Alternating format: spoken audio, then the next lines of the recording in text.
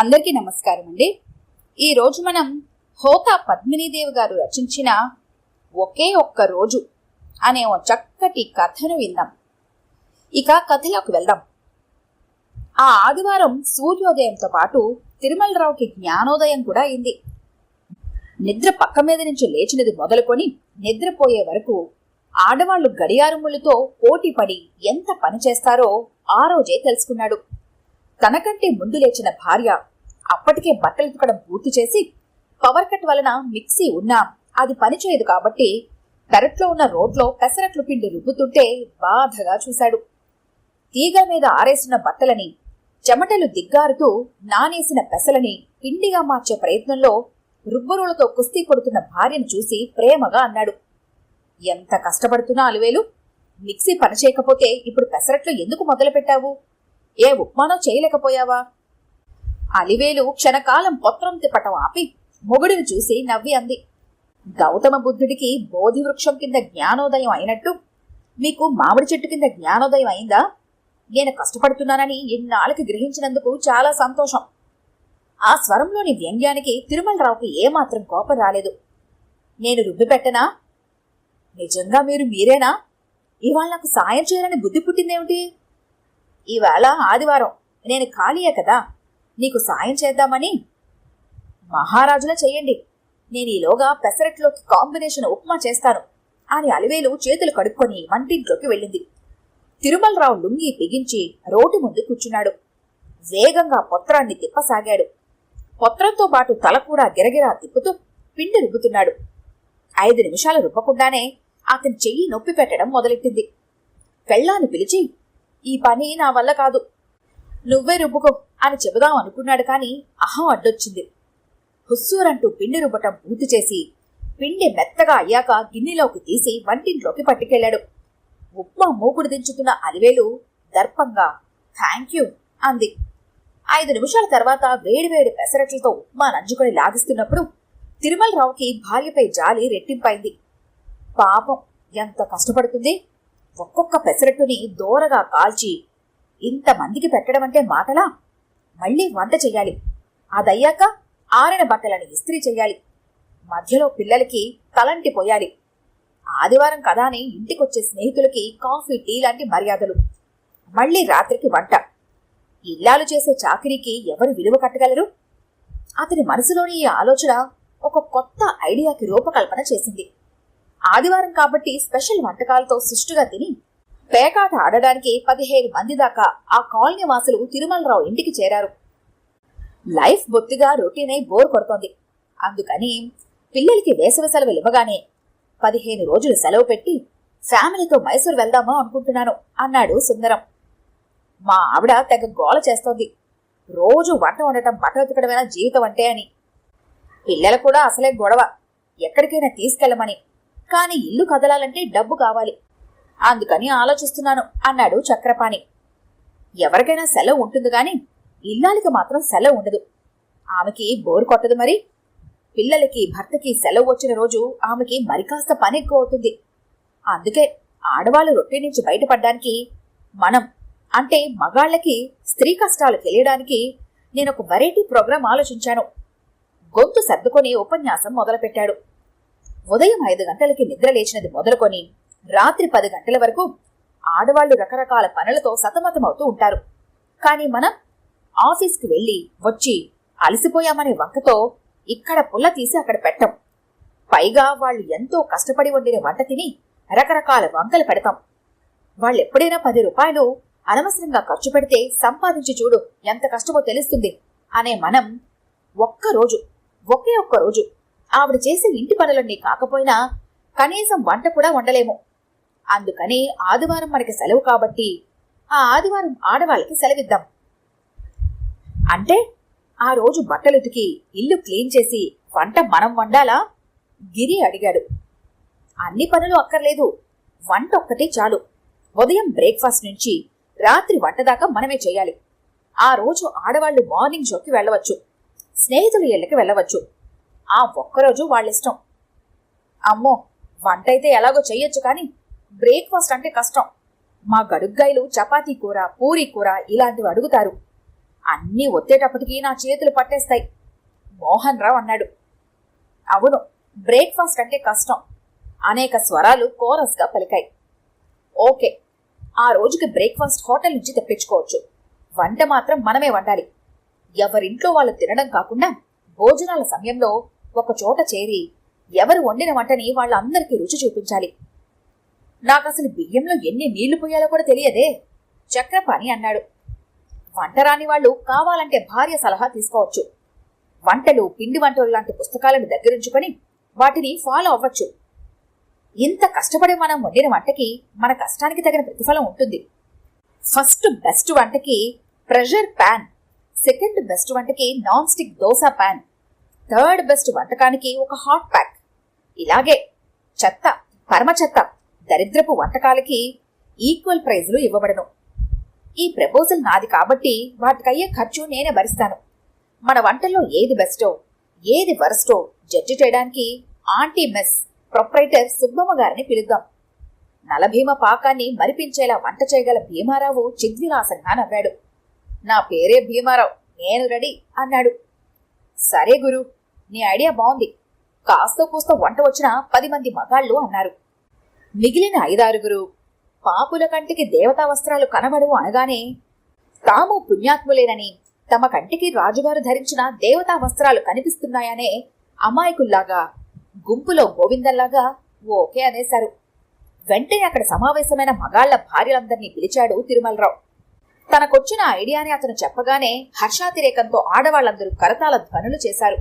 మీ plan అమల్లోకి వచ్చేదెప్పుడు, మేము సుఖపడేదెప్పుడు? చక్రపాణి భార్య కృష్ణవేణి ఇదంతా నిజంగా జరిగేదేనా అనే లెవెల్లో అడిగింది. ఎప్పుడో ఏమిటి, వచ్చే ఆదివారమే అన్నాడు. కంగ్రాచులేషన్స్ అలివేలు గారు, అనేక స్వరాలు కోరస్గా పలికాయి. ఒకరి తర్వాత ఒకరుగా ఆమె చేతిని నొక్కి వదులుతున్నారు. ఉక్కిరిబిక్కిరైన అలివేలు అడిగింది, ఎందుకు? ప్రతి మగవాడి విజయం వెనక ఒక స్త్రీ ఉన్నట్టే తిరుమలరావు గారికి వచ్చిన ఈ మహోత్తరమైన ఐడియా వెనుక మీరు ఉండుంటారని మా నమ్మకం, కృష్ణవేణి అంది. థ్యాంక్స్, ఆ ఐడియా ఆయనదే గాని అందుకు స్ఫూర్తి నేనేలేండి, చిరుగర్వంగా అంది. మగవాళ్ల తెక్క కుదిర్చే ఉపాయాన్ని మగవాడై ఉండి కనిపెట్టిన మీ వారిని మెచ్చుకోవాలి. లేకపోతే వంట రాదుగాని వండిన వంటలకి వంకలు పెట్టడం మాత్రం వచ్చు మా ఆయనకి, గిరి భార్య సుశీల అంది. బ్యూటీ పార్లర్కి వెళ్లి చాలా రోజులైందిగా, ఆదివారం వెళ్దాం, మోహన్ భార్య సుమిత్ర అంది. సరే అంది అలివేలు. అందరూ ఆదివారం కోసం ఎగ్జైటింగ్ గా ఎదురు చూడసాగారు. ఆదివారం 7 గంటలు కావస్తున్నా గురక పెడుతూ పడుకున్న భర్తని లేపింది అలివేలు. ఇవాళ ఆదివారం కొదోయ్, కాసేపు పడుకుంటాను. ఆదివారం కనుకే లేవమంటున్నాను, ఇవాళ నాకు హాలిడే, మర్చిపోయారా? చల్లటి నీళ్లు ముఖాన్ని కొట్టినట్టు మత్తు వదిలిపోయి లేచి త్వరగా తయారయ్యాడు. బ్రేక్ఫాస్ట్ ఇంట్లో చేయలేమని హోటల్ నుంచి తెస్తామని అన్నారుగా, తెస్తే తిని నేను బయటికి వెళ్తాను. ఓఎస్, 10 నిమిషాల్లో తెచ్చేస్తాను, ఎవరికేం కావాలో చెప్పండి అన్నాడు వంటింట్లో మేకుకు ఉన్న వైరు బుట్టని అందుకుంటూ. నాకు దోశ, హోంవర్క్ చేస్తున్న బుజ్జి. నాకు పూరి, లెక్కలు చేసుకుంటున్న పాప. నాకు మసాలా దోశ అంది అలివేలు. కనీసం ఇవాళ ఈ విషయంలోనైనా ఐకమత్యం, సాంఘీభావం పాటించి అందరూ ఇడ్లీ అడగొచ్చుగా. ఒక్కొక్కరికి ఒక్కొక్క వెరైటీ హోటల్ వాడు చేసి ఇచ్చేటప్పటికి అరగంటైనా పడుతుంది. అప్పుడు ఇంటికొచ్చి వంట చేయాలి అనుకుని ఆ ఐడియా ఇచ్చినది నేనే కాబట్టి చేసిందేం లేక స్కూటర్పై బయలుదేరాడు. టిఫిన్ తిని అలివేలు బ్యాగ్ తీసుకుని బయలుదేరింది. నేను 1 గంటకల్లా వస్తాను, అప్పటికి మీ వంట పూర్తవుతుందేమో అంది నవ్వుతూ. ఒక్కరోజు వంట చేయాలంటే తనింత బెంగ పెట్టుకున్నాడేమిటి? అలివేలైతే ఈ పాటికి బట్టలు ఉతికేసి స్పెషల్స్తో సహా వంట చేసి పిల్లలకి తలంటు కూడా పోసేది అనుకున్నాడు. చదువుకుంటున్న పిల్లల పక్కనే కూర్చుని వంటలు, పిండి వంటల పుస్తకాన్ని తెరిచాడు. అదే సమయంలో భీమారావు ఆహా ఏమి రుచి, అనరా మైమరిచి అని పాడుకుంటూ గొత్తొంకాయ కూరని స్టవ్ మీద పెట్టి కోరి భుజింతును గోంగూర పచ్చడి అని పాడుతూ గోంగూర పచ్చడి రుబ్బుతున్నాడు. మోహన్కి, గోవర్ధనానికి కాస్త కూస్తో వంట వచ్చు. కానీ ఇవాళ ఉత్తమ వంటక బహుమతి సంపాదించాలంటే ఆ వంట చాలదు. ఏదైనా స్పెషల్గా వండాలని వారం క్రిందటే ఆలోచించి పెట్టుకున్న వంటలని ఫలానా పుస్తకంలో చెప్పిన విధంగా వండాలని ఆ పుస్తకాన్ని దగ్గర పెట్టుకొని మరీ వండుతున్నారు. ఎవరికి వారే ఆ ప్రైజు తమకే రావాలని పట్టుదలతో, శ్రద్ధతో, అంకిత భావంతో వండుతున్నారు. చక్రపాణి పెళ్ళాన్ని మార్నింగ్ షోకి పంపి తలుపు వేసుకుని బియ్యం కడిగి ఎసరులో వేశాడు. ఉల్లిపాయలు తరగటం మొదలుపెట్టాడు. కాయగూరలన్నీ తరిగాక చెత్తని పాలిథిన్ బ్యాగ్లో వేసి వీధి చివర చెత్త కుండీలో వేశాడు. అప్పుడే చెత్త పారబోయడానికి వచ్చిన గిరి నవ్వుతూ అడిగాడు, వంట అయిందా? లేదు, మొదలు పెట్టాలి. లేదు, మొదలు పెట్టాలి. 1 గంట దాకా మా ఆవిడ ఇంటికి రాదుగా. నీ వంట అయిందా? నాది డిటోనే, క్షణం ఆగి అన్నాడు. కర్మ, ఆడ శరీరాలను పరకాయ ప్రవేశం చేసినట్టు మనకి ఆడవాళ్ల మాటలే వస్తున్నాయి. ఇదంతా తిరుమలరావు చేసిన పని. ఏదో ప్రైజు తెచ్చుకోవాలని, నలుగురిలో తలవంపులు తెచ్చుకోకుండా ఉండాలనే తపనతో అలవాటు లేని అంట తప్పలాలతో కుస్తీ పట్టవలసి వస్తుంది. వీడికి పెళ్ళం మీద జాలి ఉంటే రోజు వంట చేయమను, బట్టలు ఉతకమను, కావాలంటే కాళ్లు పట్టమను. మొత్తం ఆడజాతి మీద జాలి కలిగినట్టు వెదవ బిల్డప్పు వీడును అక్కసుగా అన్నాడు. మరే, రోజురోజుకి వీడికి ఫోజ్ ఎక్కువైపోతోంది. తిరుమలరావుని కసతీరా తిట్టుకుని ఇద్దరూ ఎవరిళ్ళకి వాళ్ళు వెళ్ళిపోయారు. 5 నిమిషాల తర్వాత కళ్ళు మాత్రం కనిపించేలా పూర్తి బుర్కా వేసుకున్న ఒక ముస్లిం యువతి ఆ వీధి మలుపు తిరుగుతూ అలాంటిదే బుర్కా ధరించి తనకెదురైన మరో ముస్లిం యువతిని ఎవరా అని ఆసక్తితో చూసింది. 1 గంట దాటుతుండగా బయటికెళ్లిన ఆడవాళ్లు ఇల్లు చేరారు. పిల్లలు ఆకలిని గొడవ చేస్తున్నారు. ముందే అనుకున్న ప్రకారం అందరూ తిరుమలరావు ఇల్లు పెద్దది కావడం వలన తాము వండిన వంటకాలతో సహా అక్కడికి చేరారు. లేడీస్ ఫస్ట్ కాబట్టి ముందు మీరు కూర్చోండి, మేం వడ్డిస్తాం అన్నారు మగవాళ్లు. ముందు మీరు తినండి, తిన్నాక మీకు బాగుంటే ఆనక మేం తింటాం అని ఆడవాళ్లు వేళకోళం చేశారు. చివరికి అందరూ ఒకేసారి తినచ్చని బఫే తీసుకుందామని నిర్ణయించుకున్నారు. మగవాళ్ళందరి గుండెలు వేగంగా కొట్టుకుంటున్నాయి. ఎవరికి వాళ్లే తమ వంట ఎవరికి నచ్చదేమో, తమకి ప్రైజ్ రాదేమో అని యమ టెన్షన్గా ఉన్నారు. భీమారావు ఒక్కడే ధైర్యంగా ఉన్నాడు. తన వంట మీద తనకి అపారమైన నమ్మకం. భీమారావు గారిది నిజంగా నలభీమ పాకమే. గుత్తొంకాయ కూరని ముందుగా రుచి చూసిన అలివేలు అంది. విశాల గారు అదృష్టవంతరాలు. I appreciate you Bhimarao. ప్రశంసల జల్లులు, పొగట్టలు. భీమారావు ఉబ్బిపోయాడు. Wow, very delicious. కూర్మా అదిరింది. అచ్చం హోటల్లో చేసినట్టుంది. పులావ్ చాలా బాగుంది. సూపర్బ్.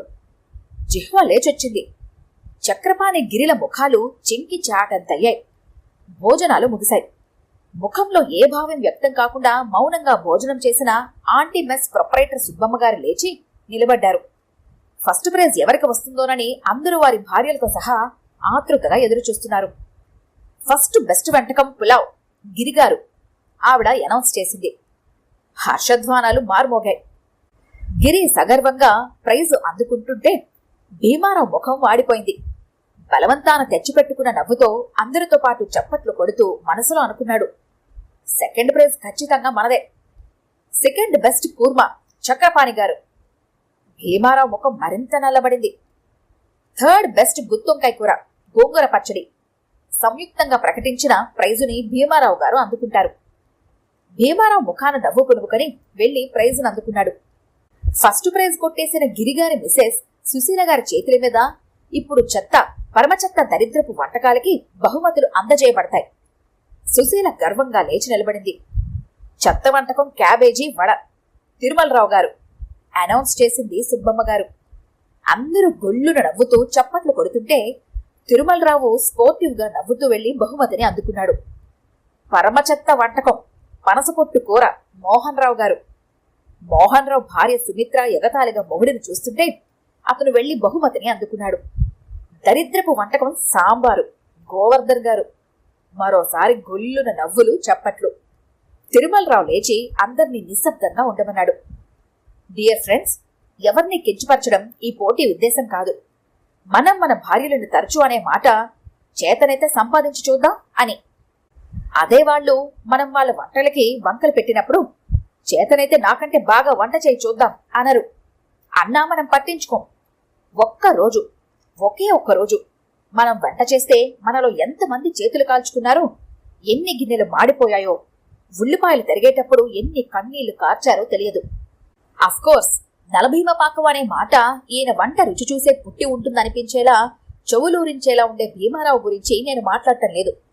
అన్నిటికంటే ఆశ్చర్యకరమైన విషయం, అసలు వంటే రాదన్న చక్రపాణి గిరిగారులు ఈ పోటీలో ప్రథమ, ద్వితీయ బహుమతులను గెలుపొందడం అభినందించదగిన విషయం. ఈ పోటీ వెనుక నిత్యం ఇంటి పనులతో సతమతమయ్యే ఆడవాళ్లకి ఒక్క రోజైనా సాయం చేయాలనే సత్సంకల్పం ఉంది. కాబట్టి ఈ ఒక్క రోజుతో వంటింటికి గుడ్ బై చెప్పకుండా వీలైనప్పుడల్లా మనమందరం మన భార్యలకి సాయం చేయాలి. అందరూ, ముఖ్యంగా ఆడవాళ్లు పెద్ద పెట్టిన కరతాల ధ్వనులు చేశారు. ఇంటికి వెళ్లగానే గిరి భార్య సుశీల సీరియస్ గా మొగుడిని అడిగింది. నిజం చెప్పండి, పొలావ్ మీరే వండారా? నేనే వండాను. అబద్ధం, మీరు వండలేదు. కావాలంటే వంటింట్లోకి వెళ్ళి గిన్నెలు చూడు. నా మీద ఒట్టేసి చెప్పండి. చప్పున అతని చేతిని తన తల మీద పెట్టుకుంటూ అడిగింది. గిరి ముఖం ఎర్రబడగా అన్నాడు, నాకు వంట రాదు, చేయడానికి పరమ బద్ధకం కూడా. ఎలాగో ఏ వంటల పుస్తకాన్ని ఫాలో అయి ఉండినా అది పరమ దరిద్రపు వంటకంగా సెలెక్ట్ అవుతుంది.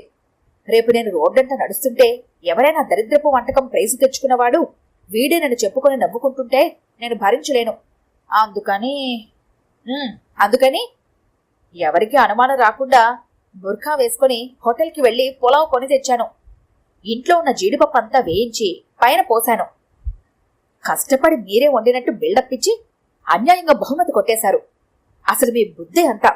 కాపీ కొట్టి పరీక్ష పాస్ అయ్యారు, లంచం ఇచ్చి ఉద్యోగం సంపాదించారు. భార్య ఉక్రోషంగా తిడుతుంటే చిద్విలాసంగా నవ్వాడు. నువ్వు తొందరగా గిన్నెలు తోమిస్తే రాత్రికి అన్నం వండుతాను. పని మనిషి ఇవాళ రాలేదు. నిన్నటి గిన్నెలన్నీ అలానే ఉన్నాయి. 10 రోజుల పాటు అది పనిలోకి రాదుట. కూతురికి పురుడొచ్చింది, రానని కబురు చేసింది. సుశీలకి నీరసం వచ్చింది. ఆమె పళ్ళు కొరుక్కుంటూ వంటింట్లోకి వెళ్ళింది. ఇవాళ వంట మాత్రమే చేయమన్నాడు తిరుమలరావు. అట్ల గిన్నెలు కూడా తోమనవలసింది. ఈ మగవాళ్ల తిక్క కుదిరేది అనుకుంటూ సరిగ్గా అదే సమయానికి కృష్ణవేణి చక్రపాణిని నిలదీస్తోంది. ఆమె ఒట్టు వేయమనకుండానే రహస్యాన్ని విప్పేశాడు. బురఖా వేసుకుని హోటల్ నుంచి కొని తెచ్చాను. ఇప్పుడే వెళ్లి ఈ విషయం అందరికీ చెప్పేస్తాను, బ్లాక్మెయిలర్లా అంది. అమాంతం భార్య చేతులను పట్టుకున్నాడు. ఇవి చేతులు కావు, కాళ్ళనుకో. నా పరువు పీకి పందిరేయకు. ఆమె కోపంగా చూసింది. మర్నాడు మధ్యాహ్నం లంచవర్లో క్యారేజ్ విప్పిన చక్రపాణి చలిమిడి ముద్దలా ఉన్న అన్నాన్ని, మాడిపోయి బొగ్గు ముక్కల్లా ఉన్న అరటికాయ వేపుడిని చూసి అన్నం తినే ప్రయత్నాన్ని విరమించుకొని కోపంగా క్యారేజీ మూసేశాడు. సాయంకాలం ఇంటికి రాగానే అడిగాడు, వంట అలా తగలెట్టావే? రోజు బాగానే చేస్తున్నానుగా, ఒక్కరోజు వంట పాడు చేస్తే ఎందుకలా అయిపోతున్నారు? నిజమేనండి, ఏ హోటల్ నుంచో కొని తెచ్చి క్యారేజీ సర్ది నేనే చేశానని చెప్పవలసింది అంది దెప్పి పొడుపుగా. ఆమె నోటి వెంట హోటల్ అనే మాట వినగానే మరోసారి ఆమె చేతులు పట్టుకున్నాడు చక్రపాణి. ఈ కథ కనుక మీకు నచ్చినట్లయితే లైక్ చేయండి, షేర్ చేయండి. మరిన్ని ఇంట్రెస్టింగ్ కథల కోసం మా ఛానల్ని తప్పకుండా సబ్స్క్రైబ్ చేసుకోండి.